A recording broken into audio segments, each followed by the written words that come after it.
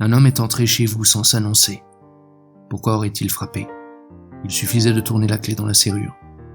Ayant embrassé votre femme et caressé vos enfants, il vous a sommé de vous asseoir à la fenêtre. Bientôt viendra le temps où vous deviendrez une ombre. La porte s'ouvre.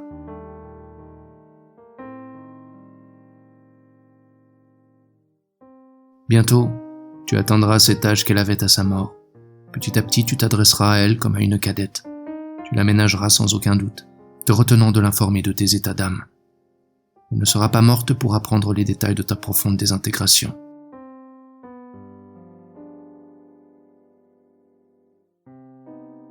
Leurs mains se joignent avec frénésie, pourvu qu'on ne leur donne pas d'armes. Ils crient leur enthousiasme, pourvu qu'on ne leur rappelle pas les chants guerriers de leur père. Leur visage s'illumine au chant d'amour, pourvu qu'ils continuent d'oublier leur détresse.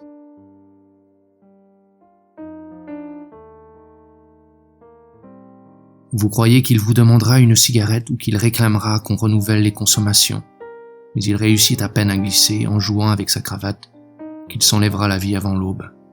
Une envie de fuir vous prend soudainement que vous ne réprimez pas, comme si vous craigniez de le détourner de son projet.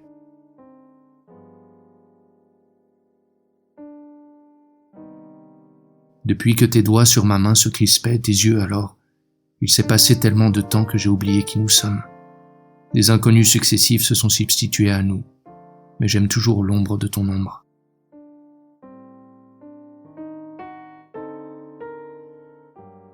Leurs pas martèlent l'asphalte de l'allée avec une belle uniformité. Par moments, on dirait un mouvement de troupe.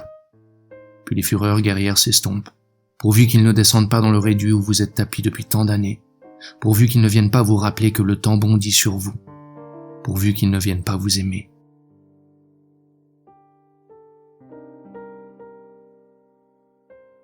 À les voir, à les entendre, on ne dirait vraiment pas que... Ils ne savent pas. Ils croient que toujours, les souffrances qu'ils nous causent, les joies qu'ils nous apportent sont éphémères. Vous avez remarqué leur impudence. Ils savent bien qu'ils nous conduiront à notre mort. Et ceux qui n'ont pas cette morgue dans leur regard semblent nous supplier, comme si nous pouvions leur indiquer un chemin de traverse.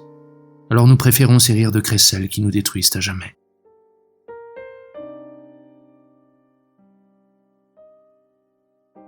Il y a des jours où on ne sortirait jamais du lit, puisque rien ne sert à rien.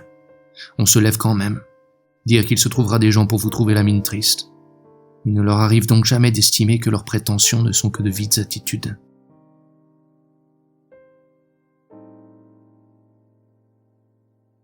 Je ne peux jamais pour bien longtemps porter un jugement négatif sur le monde qui m'entoure. Très rapidement, je trouve des excuses à mes contemporains. Leur manque, leur couardise. J'en trouve trace en moi pour peu que j'examine ma torpeur. Médiocres les autres.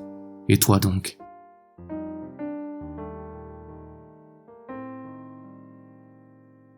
La trentaine venue, je me suis rendu compte que les obligations de la vie, les habitudes, les durcissements inévitables rendaient plus improbables les démarches insolites.